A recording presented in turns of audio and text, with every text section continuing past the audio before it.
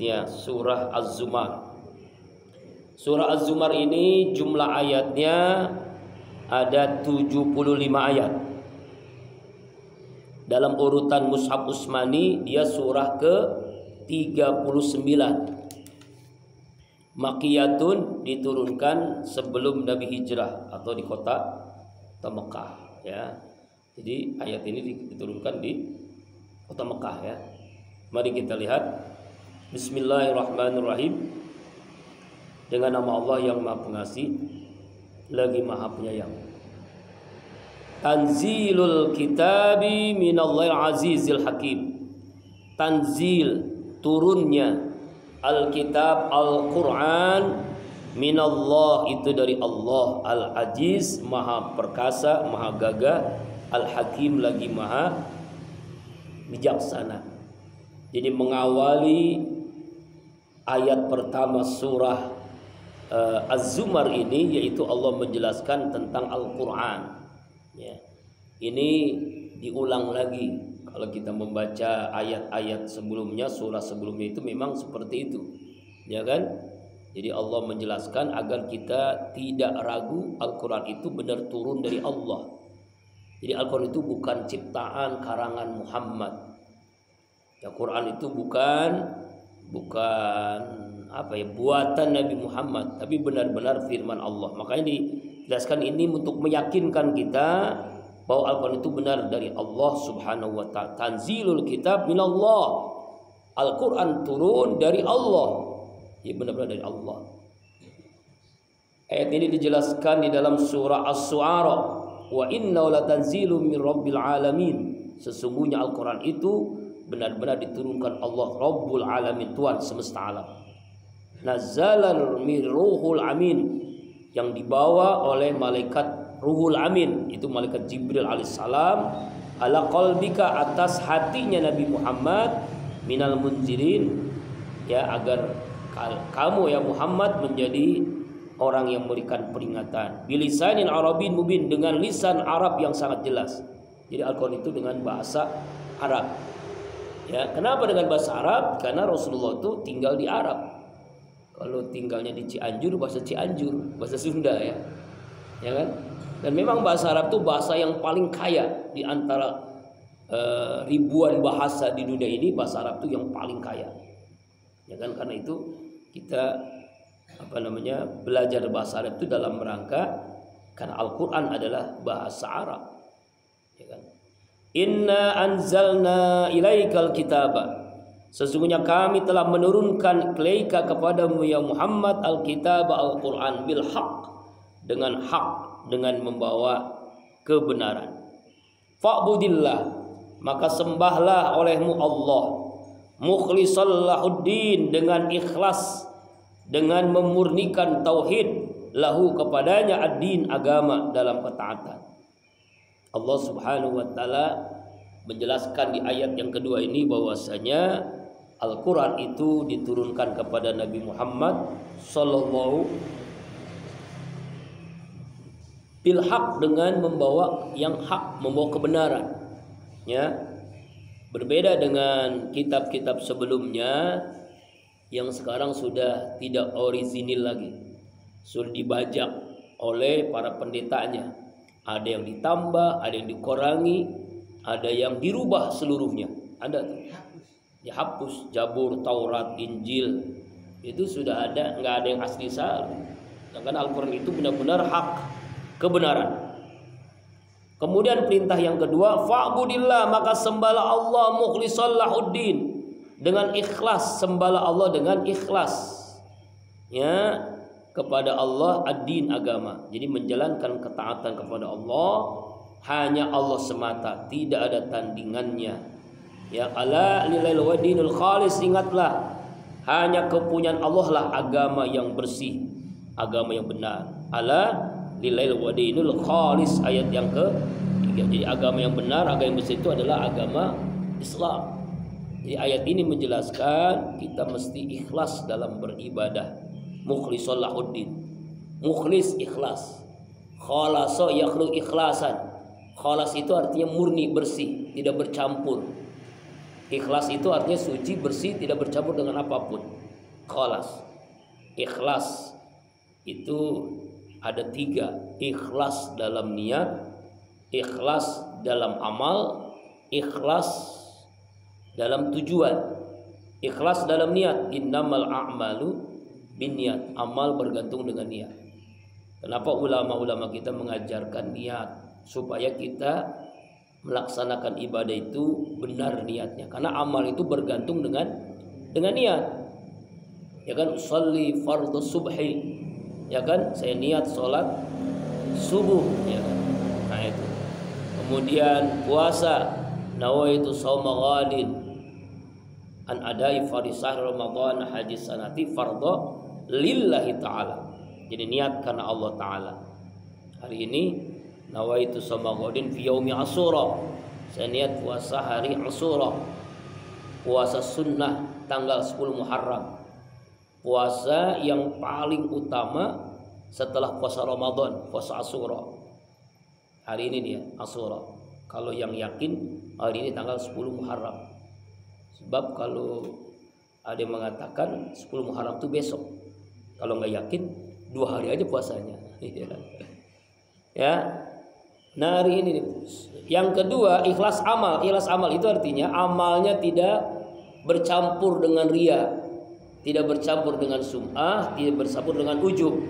Riya ingin dilihat, sum'ah ingin didengar, ujub bangga dengan ibadah. Ikhlas terakhir tujuan ridho Allah. Ya, ridho Allah. Inna salati wa nusuki wa mahyaya wa mamati lillahi rabbil alamin. Itulah ikhlas, ya. Makanya agama Islam ini agama yang khalis, agama yang ikhlas. Walladzina takhaju min duni auliya, dan orang-orang yang menjadikan selain Allah auliya sebagai pelindung. Jadi ada orang-orang yang menjadikan selain Allah itu sebagai pelindung. Siapa dia? Yaitu orang-orang yang menyembah selain Allah, ya. Ma na'budu, bila kami menyembah mereka, menyembah patung, illa kecuali liqarribuna ilallahi zulfa, kecuali mereka mendekatkan kami kepada Allah zulfa, dengan lebih dekat lagi. Jadi ayat ini, Pak, ini dari peristiwa 3 suku penyembah patung, penyembah berhala di zaman Nabi. Bani Amir, Bani Kinanah, Bani Salamah, yang mereka beranggapan bahwasanya malaikat itu putri-putri Allah, katanya, anak-anak Allah, anak perempuan Allah. Lalu mereka pun berdalih, mereka menyembah patung itu semata-mata untuk mendekatkan diri kepada Allah. Jadi untuk mendekatkan diri kepada Allah dengan cara ada patung begitu, ya kan? Jadi mereka tidak, katanya mereka enggak, kami tidak pernah menyembah patung. Patung ini bagian supaya kita dekat dengan Allah. Begitu kata mereka nih. Liqarribuna zulfa. Sama seperti orang Nasrani, orang Kristen kan. Kan itu ada patung namanya patung Yesus kan ya. Kalau dikatakan kamu menyembah patung, ya enggak. Saya tidak menyembah patung. Saya menyembah Allah lewat patung ini, begitu. Lewat Yesus ini, lewat berhala ini. Sama aja, Pak. Kamu sama juga Islam, katanya orang-orang Kristen itu kan itu dicium-cium itu batu Hajar Aswad maksudnya. Itu menyium Ka'bah, ya kan, menyembah Ka'bah, katanya. Bukan. Falyabudu rabbahajal, falyabudu rabba. Kami menyembah Allah, Tuhan, yang Tuhannya yang memiliki Ka'bah ini. Gitu. Jadi sangat-sangat berbeda, Pak, ya. Jadi orang-orang jahiliyah dulu, Bani Amir, Bani Kinanah, Bani Salamah, yang beranggapan bahwasanya Allah itu punya anak perempuan, namanya malaikat Jibril. Itu anak perempuan Allah. Kalau orang-orang Yahudi, Uzair anak Allah. Orang Nasrani, Yesus, Isa anak Allah. Jadi semuanya kan sangat-sangat keterlaluan. Ya, beranggapan Allah itu punya anak. Astagfirullahaladzim. Nah inilah. Jadi mereka itu menyembah patung, saya nggak menyembah patung, tapi lewat patung ini saya menyembah Allah. Jadi perantara kata mereka itu, untuk mendekatkan diri kepada Allah lewat patung. Sama aja bohong. Ya, supaya apa? Zulfa, supaya lebih dekat lagi dengan patung. Zulfa. Wah, ada orang yang namanya Zulfa ya. Zulfa. Innallaha yahkumu bainahum fima hum fihi yakhtalifun. Sesungguhnya Allah yahkumu, dialah Allah yang memutuskan bainahum, di antara mereka, fima hum fihi yakhtalifun, tentang apa urusan yang mereka dalam urusan itu mereka berselisih, mereka berbeda pandangan. Ya, mereka berselisih, mereka beda pandangan tentang apa yang mereka lakukan. Ya, mana kita lihat tafsir Ibnu Katsirnya di ayat 3 surah Az-Zumar ini. Ya, Allah Subhanahu wa taala menjelaskan ya. Mana dia? Nah, ini mana dia? Walaqad ba'asna fi kulli ummatin rasul an ibudullaha wastanibu taghut. Dan sungguhnya kami telah mengutus para rasul, sembahlah Allah, jauhilah taghut. Apa itu taghut? Patung-patung. Jadi mereka itu menyembah patung-patung. Ya. Dan Allah akan memutuskan di antara mereka. Kapan itu? Nanti ketika hari kiamat Allah memutuskan. Ya, balasan-balasan bagi orang-orang yang mengatakan tadi itu, ya, yang mengatakan Allah punya anak perempuan yaitu malaikat, yang mengatakan Uzair itu seorang orang yang suci, Pak, dianggap apa? Dianggap anaknya Allah. Itu orang Yahudi itu Uzair. Nah, kalau orang Nasrani Isa binti Maryam dianggap anaknya Tuhan. Nauzubillahi min dzalik. Maka nanti semua mereka itu akan dikumpulkan, akan memutuskan makhluk-makhluk Allah yang menyembah tadi itu, menyembah patung, anak perempuan sebagai anak Tuhan, Uzair sebagai anak Tuhan, Isa sebagai anak Tuhan. Allah putuskan. Kapan itu? Dijelaskan dalam surah Saba ayat 40-41. Ya yauma yasrum jami'a. Ingatlah pada hari itu Allah mengumpulkan seluruh manusia. Summa yaqulil malaika. Kemudian Allah berfirman kepada malaikat, ahaulai iyyakum kanu ya'buduna. Apakah mereka ini dahulu menyembahmu hai malaikat? Katanya kan. Jadi Allah nanya nih kepada malaikat nih, benar nggak kamu disebut anakku, menyembahmu? Apa kata malaikat? Subhanaka anta waliyuna min dunihim bal kanu ya'budunal jinna aktsaruhum bihi mu'minun. Maha suci Engkau ya Allah, Engkaulah pelindung kami, bukan mereka. Bahkan mereka telah menyembah jin. Kebanyakan mereka beriman kepada jin itu. Jadi mereka itu bukan menyembah malaikat, padahal menyembah jin. Ya, sama si Gufron itu kan, ngaku ngomong sama malaikat, ngomong bahasa Suryanti, ya kan, bahasa semut lah, apalah, itu sebenarnya tuh jin tuh.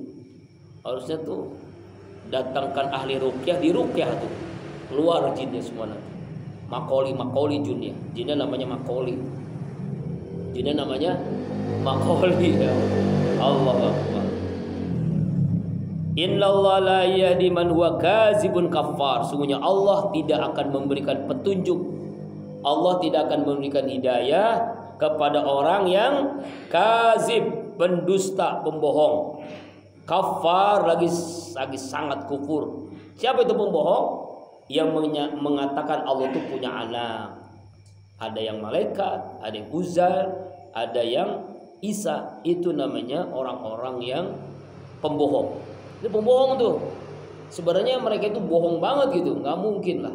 Inilah orang-orang bodoh, orang-orang musyrik yang menyangka, yang mengira ya Allah itu punya anak laki-laki, anak perempuan. Alhamdulillah bisa. Makanya terjawab di dalam surah Al-Ikhlas kan, lam yalid wa lam yulad wa lam yakul lahu kufuwan ahad. Tidak beranak dan tidak pernah diperanakan. Ya kan? Allahu akbar. Kazibun kafar.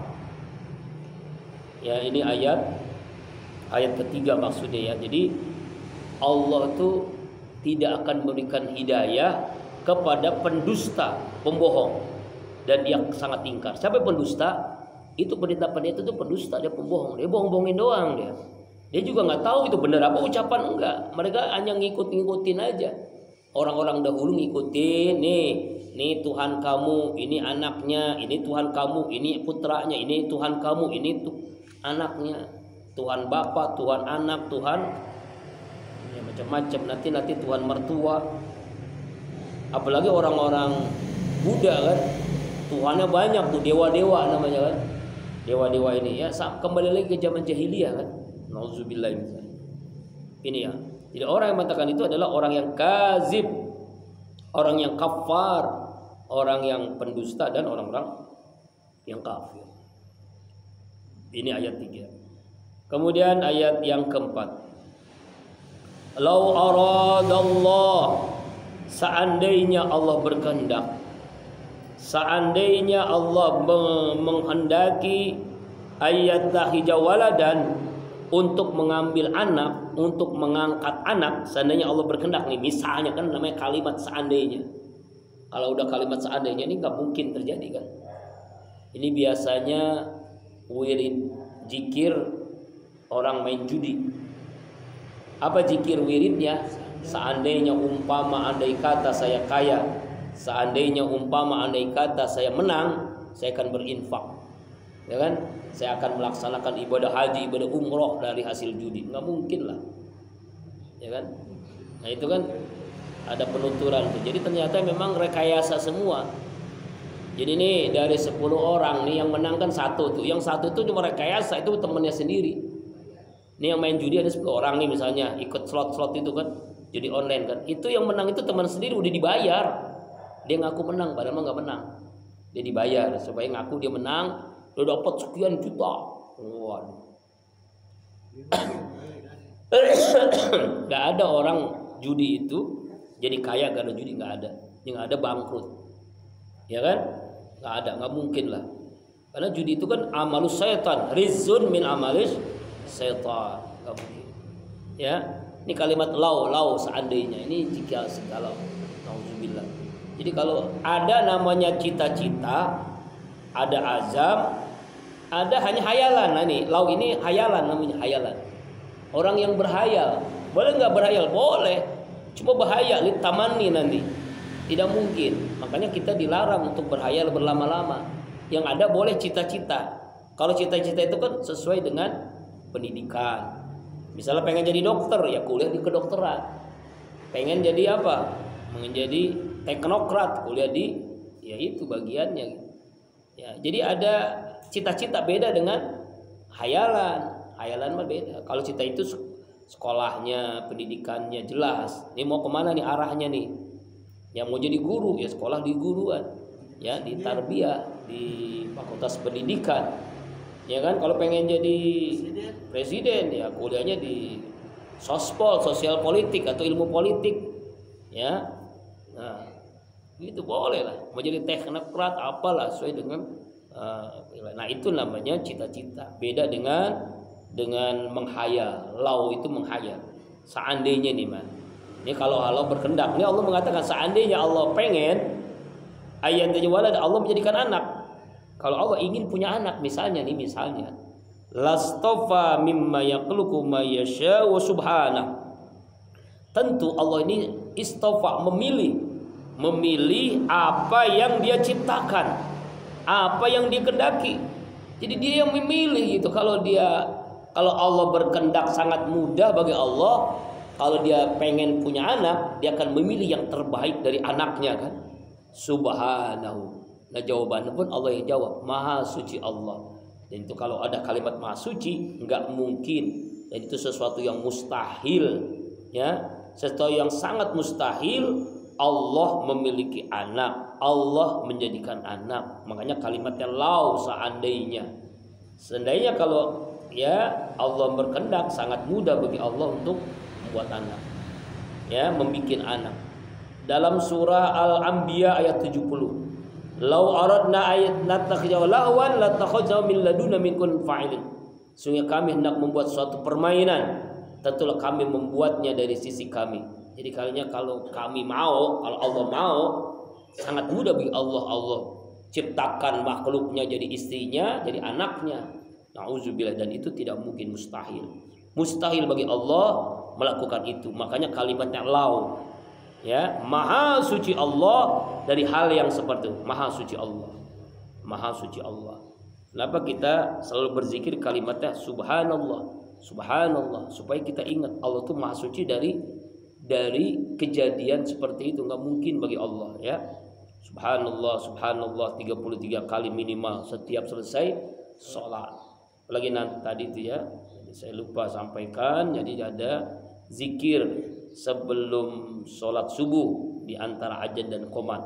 Subhanallah wa bihamdihi subhanallahil azim astaghfirullah. Subhanallah wa bihamdihi subhanallahil azim astaghfirullah. Itu siapa yang mengamalkan 100 kali atau minimal 33 kali kalimat subhanallah wa bihamdihi subhanallahil azim astaghfirullah, hajat kebutuhan dia hari ini Allah kabulkan. Hajat apa? Rezeki, sehat, minta apa? Allah kabulkan. Itu antara ajan dan qomat. Ya, di masjid-masjid di daerah-daerah kita subuh keliling itu sudah mengamalkan ya di beberapa tempat. 100 kali kalau bisa ya. Subhanallah wa bihamdihi subhanallahil azim astaghfirullah. Bagus banget kalimat subhanallah wa bihamdihi, maha suci Allah. Wa bihamdihi, segala puji baginya. Subhanallah azim, maha suci Allah, al-azim, maha agung. Ya kan, subhanallah wa bihamdihi subhanallah azim astaghfirullah, ampuni hamba ya Allah. Nah, jadi nggak mungkin Allah itu punya anak, punya istri, nggak mungkin. Subhanallah, maha suci Allah dari hal itu. Wallahul wahidul qahar, dialah Allah yang wahid, esa, tunggal, satu. Allah yang satu, yang tunggal, yang esa. Al-Qahar, yang maha perkasa, yang maha gagah. Artinya Allah tidak bergantung kepada segala sesuatu. Ya, Allah tidak punya hajat sedikit pun kepada makhluknya. Seandainya semua manusia ini kafir, Allah tidak rugi. Seandainya manusia ini soleh semuanya, beriman semua kepada Allah, nggak untung. Jadi untung rugi itu bukan milik Allah, milik kita manusia. Jadi jangan sangka Pak, wah Allah jadi enak nih semua orang beriman. Enggak. Semua orang beriman Allah nggak untung. Semua orang kafir juga Allah nggak rugi. Keuntungan kerugian itu hanya untuk kita. Makanya Al-Qahar, maha perkasa, maha gagah terhadap apa yang Allah kehendaki. Ini dimaksud surah Az-Zumar ayat 4. Ayat yang terakhir, Az-Zumar ayat 5. Khalaqas samawati wal arda bil haqq.